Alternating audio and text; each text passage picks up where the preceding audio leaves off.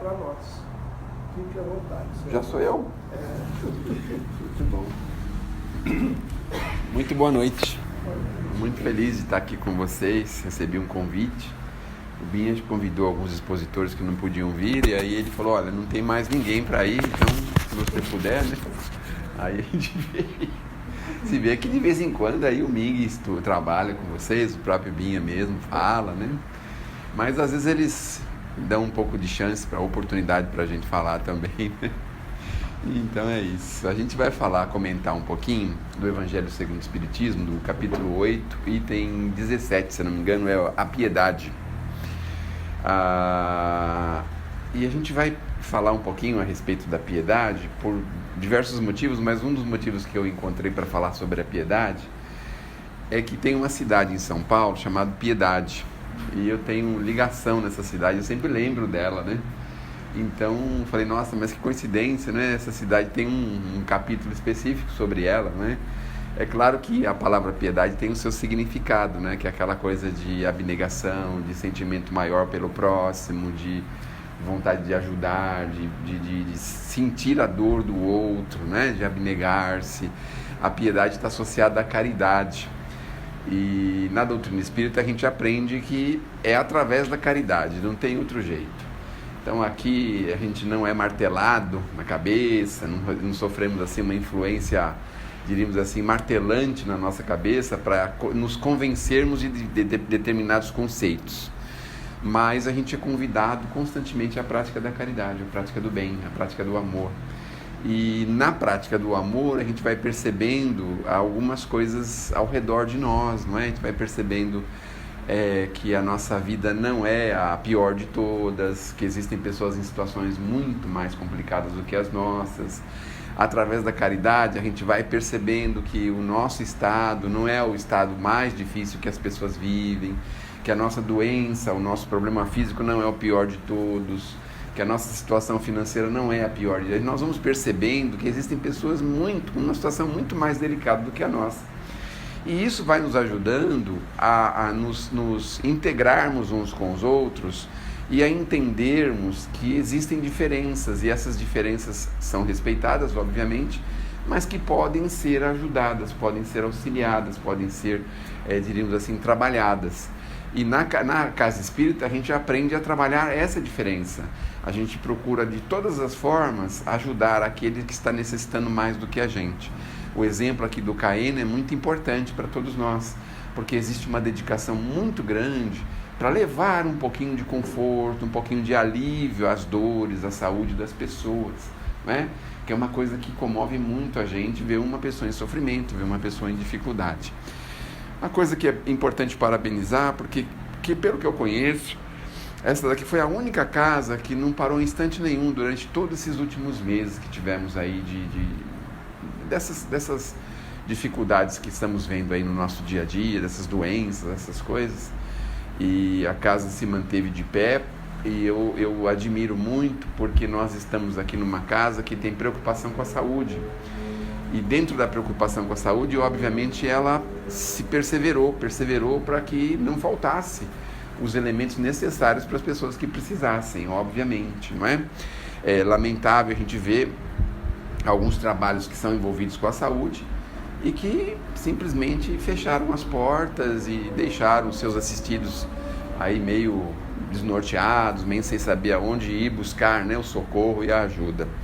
A gente que trabalha também um pouquinho com as pessoas em necessidade, a gente lembra daquele xaropinho que o Binha faz aqui, o Mauro faz lá em São Mateus, e a necessidade que a gente vê, especialmente em momentos desse, e a gente vê, não, mas aqui precisa de muitos trabalhadores para fazer o xarope, e aí o pessoal não pôde ir porque os filhos não deixam, não sei quem não deixa, o outro não consegue o elemento, o outro não consegue tal coisa. E como é que a gente trabalha, né? Nesse sentido, na caridade, na piedade, por assim dizer, não é? Então, por isso a nossa admiração pelo trabalho que é realizado aqui. Mas ele está falando que nós precisamos mergulhar num sentimento nobre, num sentimento de amor, porque ninguém pratica a caridade se não tiver amor. A gente pode ter impulsos generosos, mas nós não temos a verdadeira caridade se não desenvolvermos em nós o sentimento fraterno de amor ao semelhante. Mas o que a gente pode dizer é assim, nós não vamos esperar que o nosso amor esteja desenvolvido para a gente fazer alguma coisa. Nós vamos construindo junto, não é? Então, às vezes a gente tem dificuldade com determinados grupos de pessoas. Tem dificuldade com morador de rua, tem dificuldade com criança carente, tem dificuldade com pessoas de idade, tem dificuldades com doentes. Mas é assim, conforme nós vamos trabalhando, que a gente também não precisa trabalhar naquele problema que a gente tem dificuldade, né? Eu me lembro que tem pessoas que falam assim, eu não vou trabalhar com você na rua porque eu não aguento ver o cheiro desse pessoal que mora na rua. Tudo bem, não precisa trabalhar com um morador de rua, né? Mas pode trabalhar de outras formas, em outros campos, em outras direções, não é? Então, na doutrina, a gente aprendeu desde sempre, né? Desde Kardec para cá, quando os espíritos ficarem encarregados de trazer para a gente as informações da doutrina, que nós precisamos nos aproximar o quanto pudermos da prática do bem e da caridade. É lamentável que em algumas casas, irmãs nossas, co-irmãs nossas, os seus dirigentes não se preocupem com isso. É lamentável, porque é através da caridade é que nós vamos, diríamos assim, amolecer o coração, porque é tão fácil a gente viver só olhando para nós e para os nossos ao redor. Parece que a vida é fácil, não é? Parece que é fácil e tem que ser fácil para todo mundo. E aí a gente vai percebendo que não, tem pessoas que têm limitações profundas, tem pessoas que têm dificuldades intensas, não conseguem arrumar um emprego regular, não conseguem conviver em família, não conseguem conviver num ambiente fechado. A gente vai percebendo que existe uma diversidade enorme de problemas na Terra e que nós não podemos ficar indiferentes. Nós temos que aplicar o nosso sentimento, o nosso coração, para nos darmos as mãos. Nós estamos na Terra para nos darmos as mãos. Vejam a família. Por que nós formamos uma família? Será que é para a mãe e o pai largar a criança nos primeiros anos de vida aí para que ela saia correndo que nem um bichinho, um animalzinho? Normalmente os nossos irmãos inferiores têm esse problema, né? O animalzinho, quando já consegue fazer as coisas sozinho, as mães já procuram um jeito dele tocar a vida dele e fazer as coisas que ele tem que fazer. Mas nós vamos percebendo que nós estamos num outro processo de vida. Nós estamos num processo onde nós estamos formando, construindo caracteres, né? Nós saímos do reino animal e estamos agora no reino nominal, estamos precisando assumir essa condição.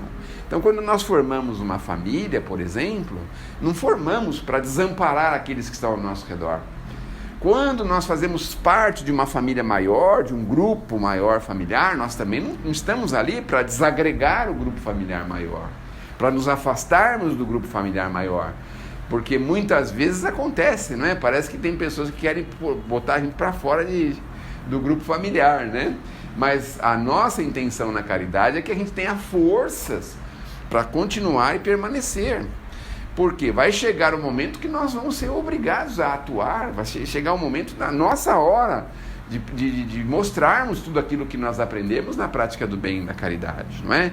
Então nós vivemos em família, depois vivemos em sociedade, em pequenos grupos, em grandes grupos, em sociedade, mas é tudo no sentido de podermos juntos darmos as mãos.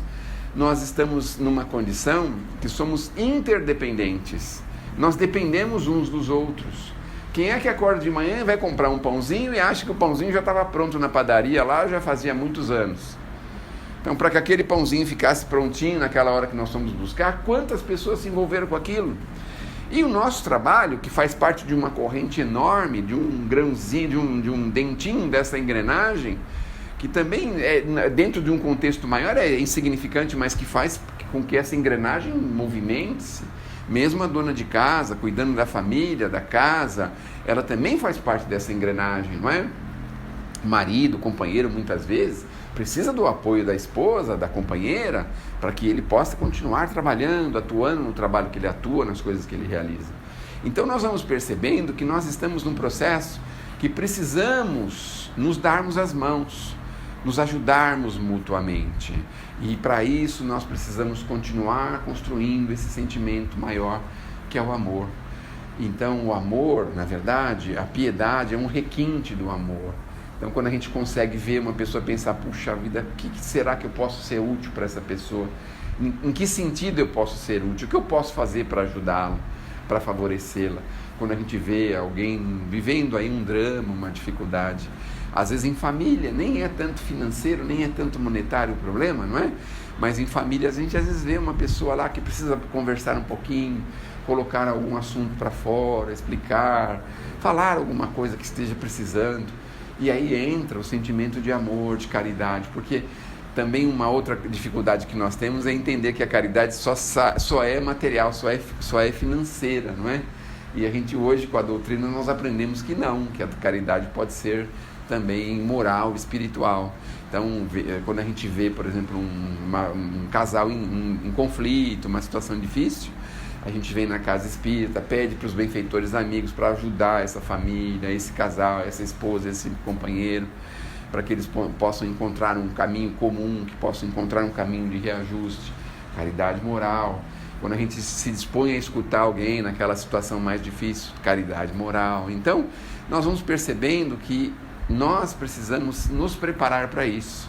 Agora, desenvolver o amor também é uma coisa que não é muito simples. Às vezes a gente precisa ser espinetado, não é? Porque, especialmente nós homens, né? A gente meio grosseiro, assim, né? Tem um sentimento meio grosseirão, né?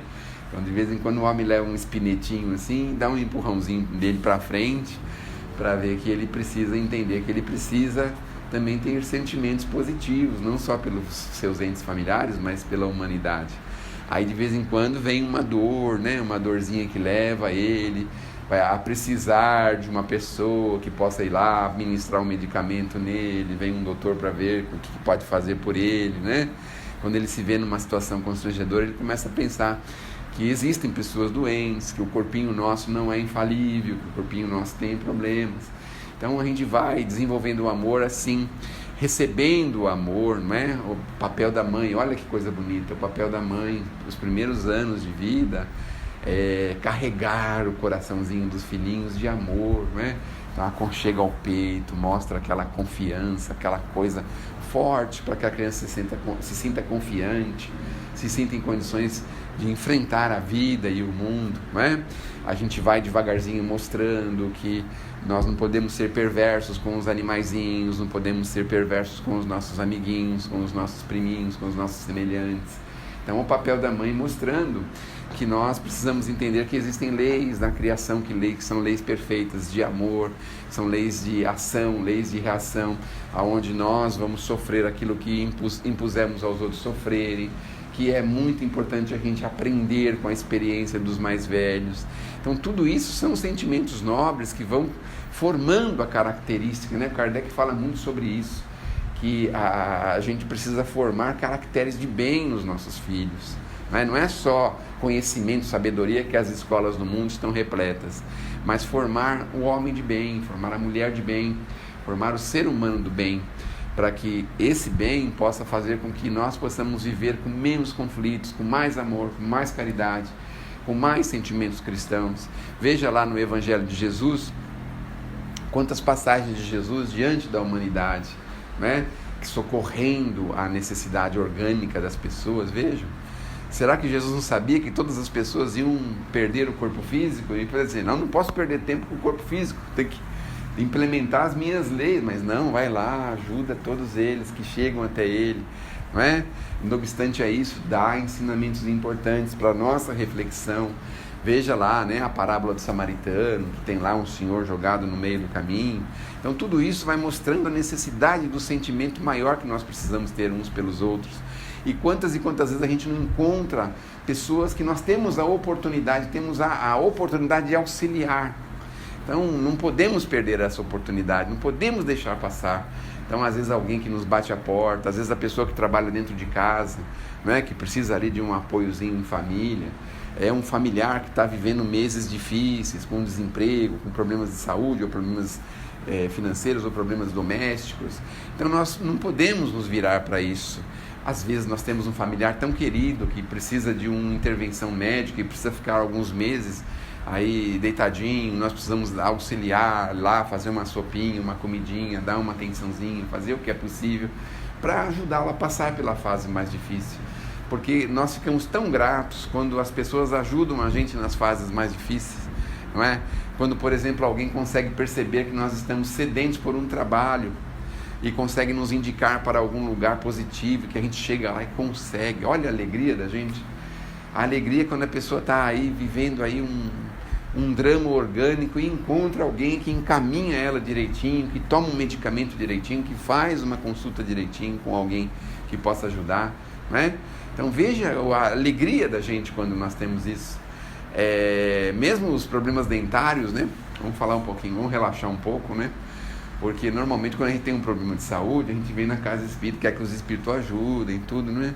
Mas a gente não encontrou assim um espírito que é dentista, né? Que ele pudesse fazer um tratamento dentário, fazer o canal da gente, né? Colocar prótese, essas coisas. Mas o quanto é bacana quando a gente consegue encaminhar alguém que possa fazer isso, a pessoa consiga fazer de uma forma positiva, de uma forma bacana, não é? Então, são coisas que nós vamos aprendendo a lidar, a conviver. Aí nós pegamos lá os nossos filhinhos que estão aí já na adolescência, que às vezes são meio rebeldinhos. A gente fala, olha, respeita o outro, respeita as autoridades, respeita os mais velhos, né? Esse sentimento de amor pelo semelhante. Nós vamos criando esses conceitos no coraçãozinho dessas pessoas. Cuidado com os animaizinhos, olha, os espíritos são muito atentos a isso. O Chico tem um livro interessante, A Mensagem do Pequeno Morto, que é um menininho que foi para o mundo espiritual e explica o que ele viveu lá, né, no mundo espiritual. Então ele vai mostrando que o que mais incomodava ele, olha que interessante, era o fato dele ter sido perverso com alguns animaizinhos na terra quando na infância.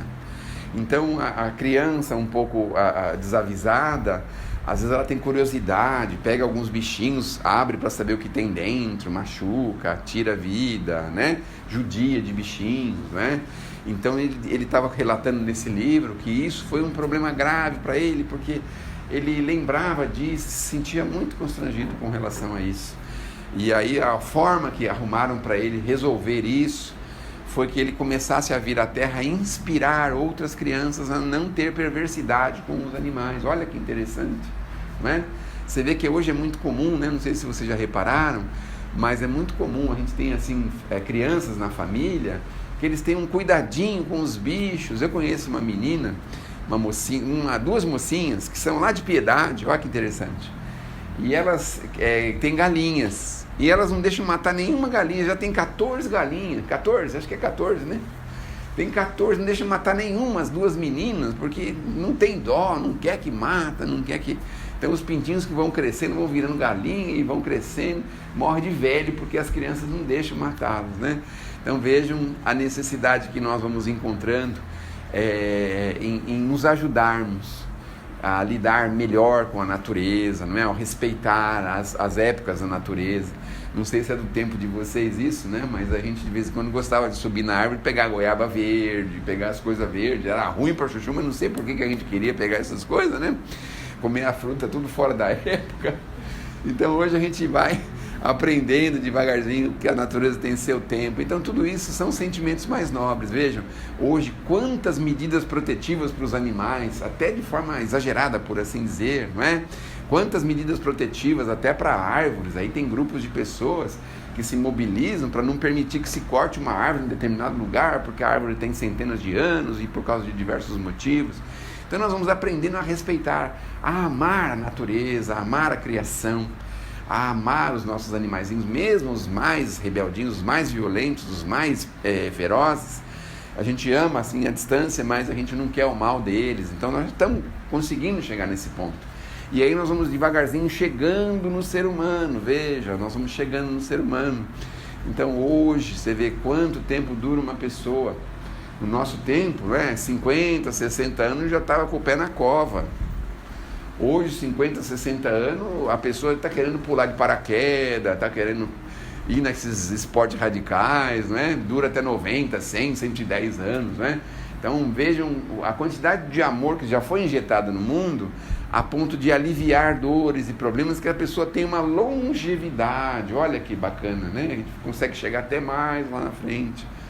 Os métodos de saúde, apesar de serem caros, apesar de não serem acessíveis a muitas pessoas, mas são métodos que vão devagarzinho se popularizando. Olha que coisa bacana. né? Então hoje tem remédio para tudo quanto é tipo de coisa, as pessoas tomam medicamentos aí e conseguem se manter vivas por muito tempo. Antigamente a pessoa não tinha a quantidade de recursos que existem hoje, não é? Mesmo os sistemas de saúde aí de governo, de países, também ajuda a longevidade. Quer dizer, nós vamos aplicando sentimentos maiores, mais nobres, porque chegamos à conclusão que é muito importante ficarmos o maior tempo possível na Terra. Os Espíritos sempre dizem isso para a gente, nós precisamos permanecer na Terra o maior tempo possível. Então, vejam, o sentimento de piedade é nós mergulharmos num mar de amor, onde não vamos permitir que ninguém passe privação, sofrimento, o que estiver ao nosso alcance. Vejam como nós estamos chegando devagarzinho a esse ponto, que, por exemplo, se arrebenta um cano de água na porta da nossa casa, em menos de 24 horas a gente já chamou o poder público, já resolveu, não é?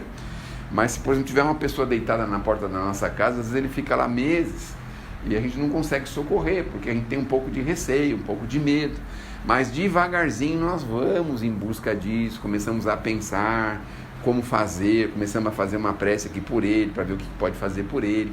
Quer dizer, nós estamos buscando a caminho deste mar de amor que nós não vamos permitir. Vejam, o mundo de regeneração é um mundo de um amor maior. Não estou dizendo que já é o amor adequado, mas é um amor maior. O mundo de expiação e prova, a gente ainda comete atrocidades uns com os outros, perversidades, não é? Mas o mundo de regeneração é um mundo onde as pessoas têm mais amor uns pelos outros.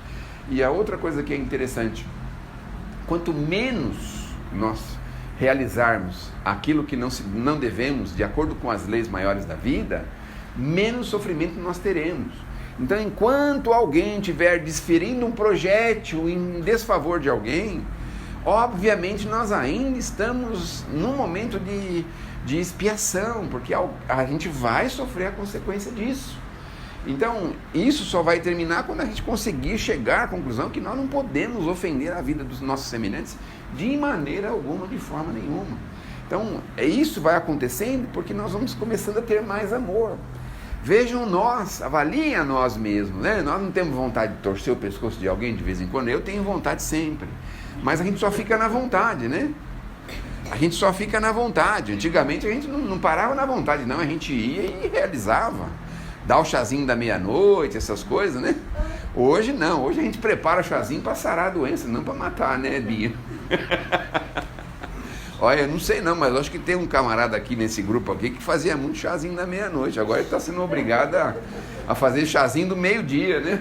Do meio-dia, que é para poder manter a pessoa em vigília, acordada, né? De pé. Então é isso. Gente, eu trouxe uma mensagenzinha de Natal aqui. Pouquinho, nós produzimos muito pouquinho este ano. Por conta dessas dificuldades, algumas casas não estão recebendo as folhinhas e algumas casas têm orientação de não entregar a folhinha, o papel, porque o papel pode estar contaminado, aí contamina a pessoa e a pessoa vai para a cidade dos pés junto.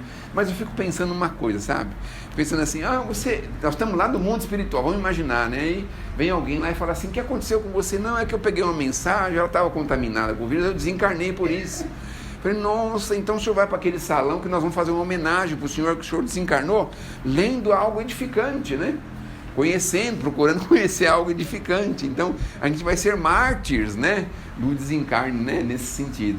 Mas está aqui a mensagenzinha de Natal, uma bonita mensagem aqui do Amaral Ornelas. Quem quiser depois pode se servir, se o BIM autorizar aí, pode se servir, tá bom? Então, que Jesus nos proteja, nos abençoe, que possamos ter uma semana bastante intensa de amor. De vez em quando a gente tem umas coisas assim, né? Não sei, às vezes escuta uma música que mexe com a gente fica emocionado, se sente tão assim, aquela coisa. De vez em quando eu escuto no rádio do carro alguma coisa assim, fico tão comovido, falar, preciso chegar em casa, dar um abraço nos meus filhos, dar um beijo neles, dar um abracinho apertado. A gente sente, né? Parece que mexe com a gente, essas coisas mexem com a gente, né? Então é isso, devagarzinho a gente vai percebendo o quanto é bom viver dentro do amor. Vejam as pessoas que viveram com amor na Terra, como elas ficaram gravadas aqui na Terra, né? Ficaram gravadas com isso. As senhoras católicas lá, aquelas senhoras, a Madre Teresa, a Irmã Dulce, nosso Chico, né? O próprio Jesus. viveu um amor intenso por todas as pessoas, mesmo os romanos, mesmo o Judas, que criou aquele problema grave para ele, embaraçoso para ele, não é? Mesmo com o Judas, permitiu que o Judas ficasse até o último instante junto, mesmo sabendo que o Judas não era uma pessoa confiável, que ele estava ainda muito titubeante da vida, estava muito confuso. Mesmo assim, manteve ele perto, próximo ao seu coração, ao seu alcance. Então a gente vai vendo que, vivendo mais pelo amor, nós temos uma qualidade de vida melhor, e é isso que nós buscamos, que possamos ter uma semana com muita qualidade de vida e com muito amor no coração, porque assim eu tenho quase a sensação de que nós estaremos vivendo um mundo já de regeneração antes da hora, e estaremos para nós vivendo, fluindo de uma vida muito agradável. E a vida agradável certamente tem que ser desenvolvida e praticada através do sentimento de amor. Que Deus nos abençoe, que Jesus nos ilumine. Ainda bem que eu já joguei meu estilingue fora muito Faz tempo, né? tempo.